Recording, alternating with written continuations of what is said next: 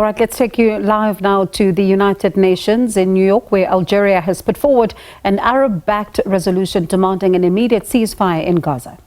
With provisional measures ordered by the International Court of Justice. And fifth and last, the imperative for all parties to respect their obligations under international humanitarian law. Madam President, throughout this process, we have heard calls to give time to a parallel track in order to preserve its chances, with concern raised that any action from the Council would jeopardize this effort. However, almost 1 month after the ICG orders, signs of hope are still absent for improvement of the situation in Gaza. Silence, we contend, is not a viable option. Now is the time for action and the time for truth. Madam President, members of the Security Council bear the responsibility of voting in favor of measures that uphold international peace and security. This resolution is a stance for truth and humanity, standing against the advocates for murder and hatred. A vote in favor of this draft resolution is a support to the Palestinians' right to life. Conversely, voting against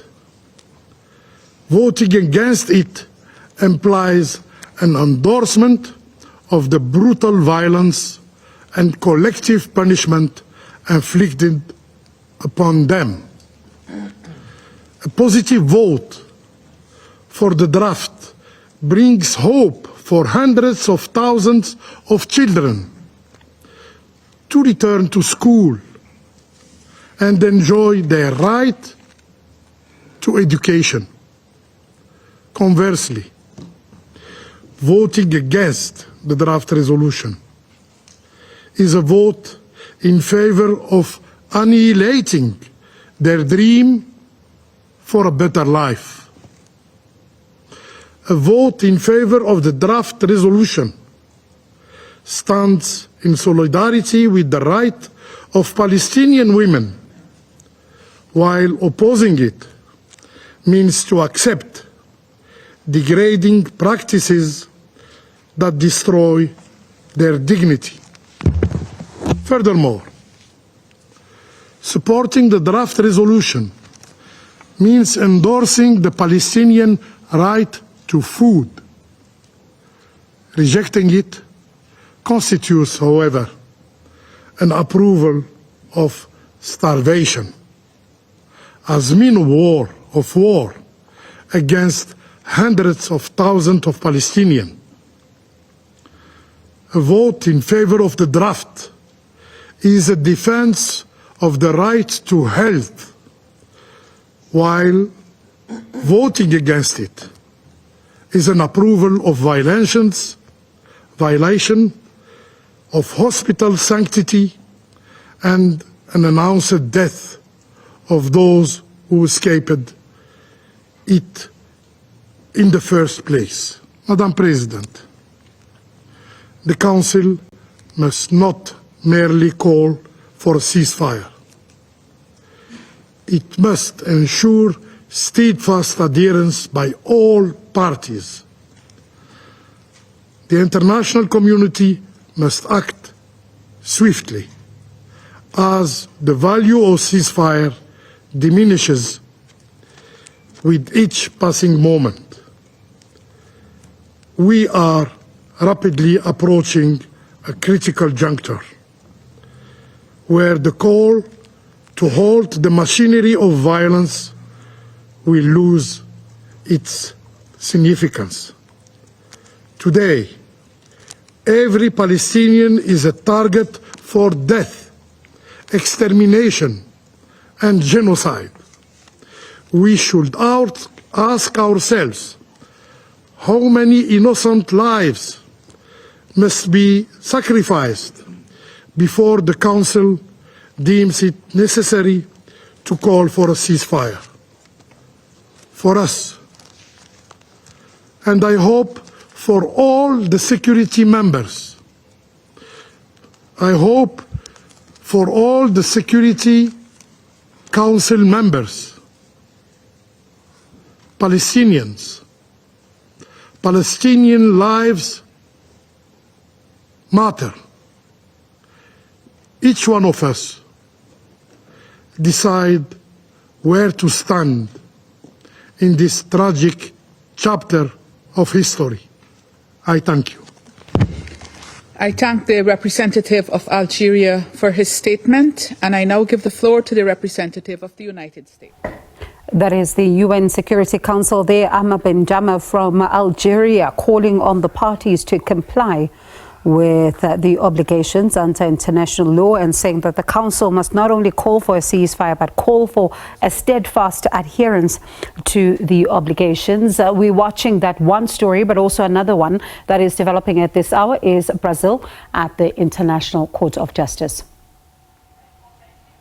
In fact, let's take you back to the UN Security Council.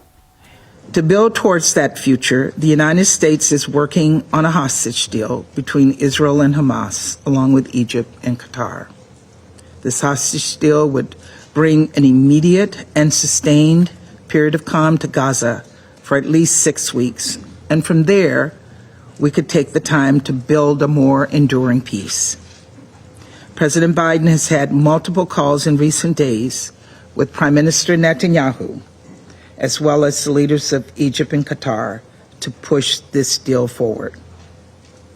And though gaps remain, the key elements are on the table so that if an arrangement is reached, it would help create the conditions for sustainable cessation of hostilities, which I know all of us would like to see. Of course, we want this deal to happen as soon as possible, as is shown by our exhaustive efforts. But sometimes hard diplomacy takes more time than any of us might like. Believe me, I understand the desire for the Council to act urgently, to positively shape the situation in line with the Security Council's mandate. Still, that desire cannot blind us to the reality of the situation on the ground. And it cannot come at the expense of undermining the only, and let me repeat, the only path available towards a longer, durable peace. And that is why you've heard me say over and over again, any action this Council takes right now should help, not hinder these sensitive and ongoing negotiations. And we believe that the resolution on the table right now would, in fact, negatively impact those negotiations. Demanding an immediate, unconditional ceasefire without an agreement requiring Hamas to release the hostages will not bring about a durable peace. Instead, it could extend the fighting between Hamas and Israel, extend the hostages' time in captivity, an experience described by former hostages as hell, and extend the dire humanitarian crisis Palestinians are facing in Gaza. None of us want that. And so I reiterate the United States' belief that while numerous parties engage in sensitive negotiations, this is not the time for this resolution, which jeopardizes these efforts. Colleagues, I communicated our concerns publicly and privately over the last several weeks. We've submitted numerous rounds of edits. All were ignored. And so for that reason, the United States has offered an alternative resolution that would do what this text does not. Pressure Hamas to take the hostage deal that is on the table and help secure a pause that allows humanitarian assistance to reach Palestinian civilians in desperate need. Again, there's much more we all agree on, and the alternative resolution put forward by the United States is rooted in those shared beliefs. To start, in line with President Biden's comments last week, our text calls for a temporary ceasefire in Gaza as soon as practicable, based on the formula of all hostages being released. Last I checked, no one here opposes this. A majority of us also agree that it's time for this council to condemn Hamas. We know because you provided that feedback to Russia on its PRST and to Algeria on its resolution, a feedback that was inexplicably ignored. Should the U.S. resolution be adopted, it would be the first to condemn Hamas for the abhorrent attacks of October 7th, including the sexual violence documented that day. The U.S. text also makes clear that Hamas has no place in future governance of Gaza, nor does Hamas represent the dignity or self-determination of the Palestinian people.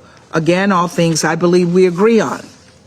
In addition, our draft states there can be no reduction of territory in the Gaza Strip and rejects, as we have before in Resolution 2720, any forced displacements of civilians in Gaza. It also highlights the concerns many council members have regarding the fate of civilians in Rafah, making clear that under current circumstances, a major ground offensive into Rafah should not proceed. Colleagues, this is not, as some members have claimed, an American effort to cover for an imminent ground incursion. Rather, it is a sincere statement of our concern for the 1.5 million civilians who've sought refuge in Rafah. Civilians must be protected and have access to humanitarian assistance and basic services. On that note, our text outlines a path for implementation of Resolution 2712 and 2720, including provisions that call for the expansion of aid at scale.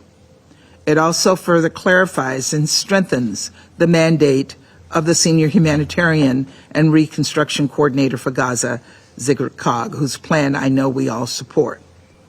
As in previous resolutions, it places an emphasis on the protection of civilians and humanitarian workers, and it calls for lifting all barriers to the provision of humanitarian assistance, opening additional humanitarian routes, and keeping current border crossings open. Our draft also aims to support the Secretary General's effort to investigate those UNRWA personnel who directly participated in October 7th, and it supports the work of the independent review group led by Catherine Colonna, focused on ensuring UNRWA's neutrality. These and other steps are necessary to restore donor confidence. Finally, and as always, the draft reiterates our unwavering commitment to the vision of the two-state solution, where two democratic states, Israel and Palestine, live side by side in peace, within secure and recognized borders, under a revamped and revitalized Palestinian Authority. Colleagues, this resolution reflects the many ideas that have been shared over the past month, but which are not reflected in the text before us today. And we believe it will both support the ongoing negotiations and lay the groundwork for a sustainable peace in the region.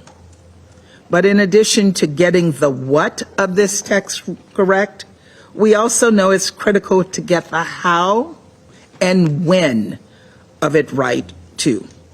We will work in earnest in negotiating this text and indeed intend to leave time for everyone to comment rather than impose an arbitrary deadline for the vote. Colleagues, we're at a pivotal moment and a critical one. Critical for the hostages who've been held captive for nearly 20 weeks in Gaza.